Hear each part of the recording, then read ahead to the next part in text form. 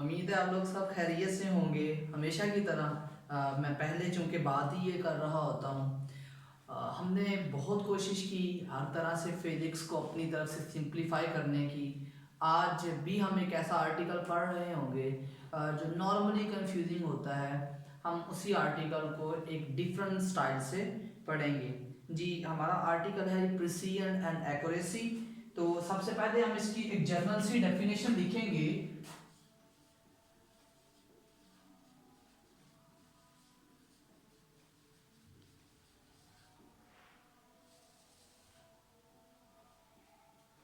Ji, precision and accuracy, अब इन्हीं words को जरा एक्सप्लेन कर लेते हैं।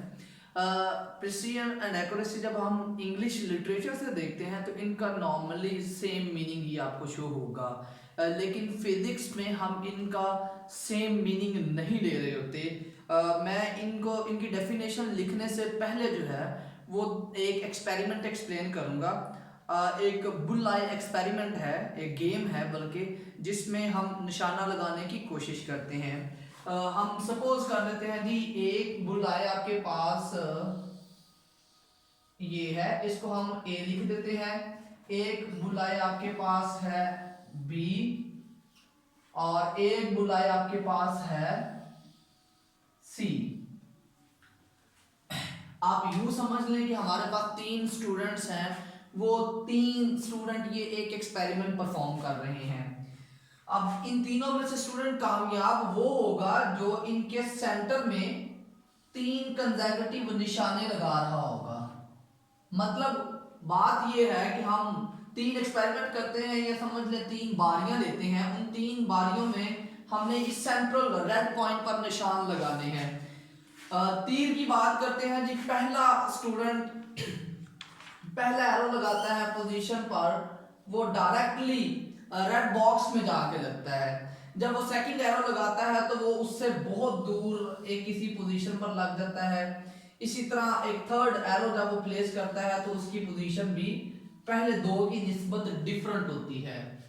तो पहला स्टूडेंट जब उसने एक्सपेरिमेंट किया, उसने ये तीन एरो लगाए हैं। उन तीन एरोज में जब उसने लगाए तो रिजल्ट आपके सामने ये आ गया। हम देख रहे हैं हमारा एक्चुअल रिजल्ट रेड है, रेड पे जस्ट उसकी एक वैल्यू है। अगर हम बात करते हैं स्टूडेंट बी, हम दूसरी टर्म लेते हैं, एक बच्चे को और को बारी दी। उसने क्या किया, पहला एरो लगाया, एग्जैक्टली हट के था थोड़ा सा। सेकंड जब उसने एरो प्लेस किया वो भी पहले वाले एरो के बिल्कुल करीब चला गया। थर्ड एरो की जब बात करते हैं तो तीसरा एरो भी उसके पहले एरो के करीब चला गया। इसी तरह जब हम बात करते हैं थर्ड स्टूडेंट की, थर्ड स्टूडेंट थोड़ा सा इंटेलेक्चुअल होता है, वो पहला एरो लगाता है एग्जैक्टली रेड सर्कल के अंदर। सेकंड जब एरो प्लेस करता है it is also in the red circle. और थर्ड की बात करते हैं तो थर्ड भी उसका रेड सर्कल है। तीन बुल आई एक्सपेरिमेंट मैंने आपके सामने ड्रॉ किए हैं। तीनों डिफरेंट सिचुएशन हैं। पहली सिचुएशन क्या है, पहली सिचुएशन में एक स्टूडेंट जो तीर लगा रहा है वो तीनों डिफरेंट जगहों पे हैं। हमने तो एक रेड सर्कल में लगा दिए हैं, हो सकता है ये रेड सर्कल में ना हो, ये भी डिफरेंट पोजीशन पे हो सकता है। सेकेंडली अगर हम बात करते हैं तो जिस स्टूडेंट बी ने जो एक्सपेरिमेंट किए हैं वो रेड सर्कल पे तो नहीं है, लेकिन तीनों एक दूसरे के बहुत करीब करीब हैं। जब हम बात सी पर करते हैं तो सी में आपके पास जो रीडिंग है वो एग्जैक्टली रेड सर्कल में भी है और तीनों एक दूसरे के करीब करीब भी हैं। ये बिल्कुल आप सोच रहे होंगे कि इनका फिजिक्स से क्या ताल्लुक है। अब हम बात करते हैं फिजिक्स की। यहाँ पर हमारे पास एक ऑब्जेक्ट है, मार्कर की बात कर लेते हैं। इस मार्कर का जो डायामीटर है वो डायामीटर आप लिख लेते हैं 4.2 centimetre. Now the value is 4.2 centimetre. आपको एक्चुअल वैल्यू पता है, ये एक्चुअल वैल्यू बेसिकली इन तीनों सर्कल्स, जो रेड सर्कल है इन तीनों बुलाए में, ये समझ ले 4.2 पोजीशन पर है, जो आपके पास एक्चुअल वैल्यू है। अब जो स्टूडेंट ए है वो रीडिंग लेता है, उसकी जो डाया 1 की रीडिंग आती है वो आ जाती है 1.2 सेंटीमीटर। सेकंड रीडिंग जब वो लेता है वो आ जाती है उसके पास 4.1 सेंटीमीटर। थर्ड जब वो रीडिंग लेता है, थर्ड रीडिंग आपके पास आ जाती है जी 8.2 सेंटीमीटर। एक एक्सपेरिमेंट 3 बार दोहराया गया और 3 बार डिफरेंट वैल्यूज आई हैं। अगेन सेकंड स्टूडेंट की बारी आ जाती है, उसके लिए भी एक्चुअल वैल्यू 4.2 सेंटीमीटर ही है जो कि रेड सर्कल है। जब ये स्टूडेंट डायमीटर कैलकुलेट करता है, डाया 1 फाइंड आउट करता है, तो उसके आंसर आता है 1.2 सेंटीमीटर। जब वो सेकंड बार इसकी वैल्यू लेता है वो आ जाती है 1.1 सेंटीमीटर। थर्ड टाइम जब वो वैल्यू लेता है तो आप लिख सकते हैं जी वो 1.2 सेंटीमीटर है। मींस वो 3 बार जब कैलकुलेशन करता है वो तीनों कैलकुलेशंस जो हैं वो उसकी करीब करीब आती हैं। अब बात करते हैं थर्ड स्टूडेंट की। थर्ड स्टूडेंट के लिए भी एक्चुअल रिजल्ट 4.2 सेंटीमीटर ही है। जब वो एक्सपेरिमेंटली वैल्यू लेता है, पहली वैल्यू 4.2 सेंटीमीटर, दूसरी वैल्यू उसके लिए 4.3 सेंटीमीटर और थर्ड जब वो वैल्यू लेता है वो 4.1 सेंटीमीटर। ये सारी की सारी वैल्यूज हमारे पास एक्सप्लेन नहीं है, हमने जस्ट अज्यूम किया है कि हो सकती हैं। अब लेके चलते हैं इनको फिजिक्स की तरफ। अच्छा जी, फिजिक्स हमें क्या कहती है? Closeness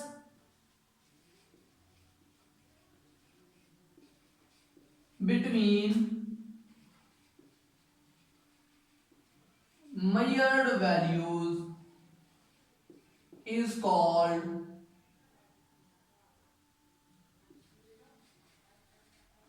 as precision। मतलब कहने का ये हुआ कि जो वैल्यूज आप मेजर करते हैं अगर वो एक दूसरे के करीब करीब हैं तो हम कहते हैं कि वो प्रिसाइज वैल्यूज हैं, और अगर यही प्रिसाइज वैल्यूज आपकी एक्चुअल वैल्यू के करीब भी हो तो हम कहते हैं ये एक्यूरेट वैल्यू है। तो अब यहां पर हम क्या कह सकते हैं जी? हम लिख सकते हैं the closeness between measured values and actual value is known as accuracy। अब हमने इन दोनों डेफिनेशंस को एक्सप्लेन करना है। आप देखेंगे एक स्टूडेंट जिसने वैल्यू 3 डिफरेंटली, अब उसकी वैल्यूज प्रिसाइज भी नहीं है और एक्यूरेट भी नहीं है। अब सेकंड की बात करते हैं। सेकंड स्टूडेंट की तमाम वैल्यूज प्रिसाइज तो हैं लेकिन एक्यूरेट नहीं है। अगर हम बात करते हैं थर्ड स्टूडेंट के लिए, जो सी पोजीशन पे एक्सपेरिमेंट हुआ उसमें वैल्यूज प्रिसाइज तो हैं ही, साथ साथ वो एक्यूरेट भी हैं। अब इन्हीं को समराइज कर लेते हैं। हम लिख रहे हैं कि जो वैल्यूज एक दूसरे के करीब करीब होती हैं वो एक्चुअल वैल्यूज से दूर हों तो वो वैल्यूज आपके पास प्रिसाइज होंगी। ये जो वैल्यूज होती हैं बेसिकली ये सिस्टमैटिक एरर को रिप्रेजेंट करती हैं। सिस्टमैटिक एरर में क्या होता है? आपके पास एक फिक्स एरर होता है, आपके लीस्ट काउंट में फॉल्ट होता है। जितनी बार भी आप एक्सपेरिमेंट करेंगे वो एक्सपेरिमेंट अगर आप बिल्कुल स्टेप्स को फॉलो करते हुए जा रहे हैं तो होगा क्या? आपकी वैल्यूज करीब करीब आएंगी लेकिन एक्चुअल रिजल्ट से दूर होंगी। This one is the systematic error. और इसकी बात करते हैं, अभी हम इनको लिख भी देते हैं। हमने बात की है कि ये आपके पास सिस्टमैटिक एरर है। सिस्टमैटिक एरर क्यों आया? आपके उस इंस्ट्रूमेंट में एरर था जिसने हर बार उतनी ही वैल्यू को राउंड ऑफ किया हुआ है, उतनी ही वैल्यू का एरर जनरेट किया हुआ है। अब थर्डली बात करते हैं तो ये आपके पास रैंडम एरर है, आपको इसकी कोई लॉजिक समझ नहीं आ रही। हो सकता है ये सिस्टमैटिक एरर हो सकता है ये पर्सनल एरर हो। मतलब हम इसके बारे में बिल्कुल भी श्योर नहीं है। जो वैल्यूज ना प्रिसाइज होंगी ना एक्यूरेट होंगी वो आपके पास कौन सा एरर होती हैं, रैंडम एरर। लेकिन जो प्रिसाइज वैल्यूज होती हैं वो हमेशा हमारे पास सिस्टमैटिक एरर को रिप्रेजेंट करती हैं, जो एक पर्टिकुलर टाइम के बाद अपनी उसी वैल्यू को रिपीट कर रही होती हैं। वो वैल्यूज एक्चुअली वैल्यू के बहुत दूर होती हैं। एक लाइन बहुत इंपॉर्टेंट है वो मैं लिख रहा हूं यहां पर और आप लोग उसे जस्टिफाई भी कर रहे होंगे। ऑल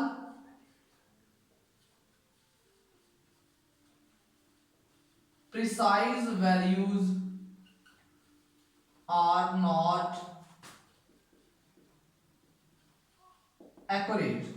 हमारे पास जितनी भी प्रिसाइज वैल्यूज हैं वो जरूरी नहीं है कि एक्यूरेट भी होंगी। आपके पास एक्सपेरिमेंट बी जो है उसमें वैल्यूज एक दूसरे के करीब करीब है लेकिन अपने एक्चुअल रिजल्ट से बहुत दूर है। तो ये वैल्यूज आपके पास प्रिसाइज तो हैं बट एक्यूरेट नहीं है। लेकिन बट एक इंपॉर्टेंट बात है, all accurate values are precise. All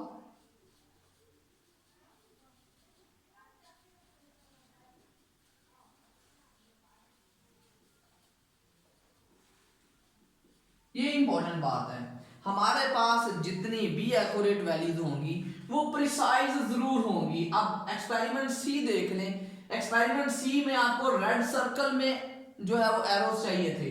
अब ये तीनों एरोस प्रिसाइज हैं। फॉरगेट फॉर माय मोमेंट, आप इस बात को भूल जाएं कि हम एक्चुअल वैल्यू के करीब हैं।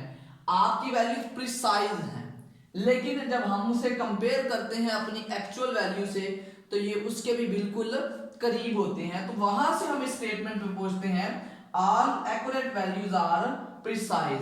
अब फॉरएवर ये हमेशा ही ऐसा होगा, ये कभी स्टेटमेंट चेंज नहीं होगी। तो जी स्टूडेंट्स, ये हमारा आर्टिकल था प्रिसीजन एंड एक्यूरेसी का। होप सो आप लोगों ने जरूर इंजॉय किया होगा और मुझे उम्मीद है कि आप लोगों को समझ भी आई होगी। इन केस अगर आप लोगों को कोई भी चीज इसमें समझ नहीं आती, you can drop a comment, I will definitely reply that. Thank you so much. Allah Hafiz.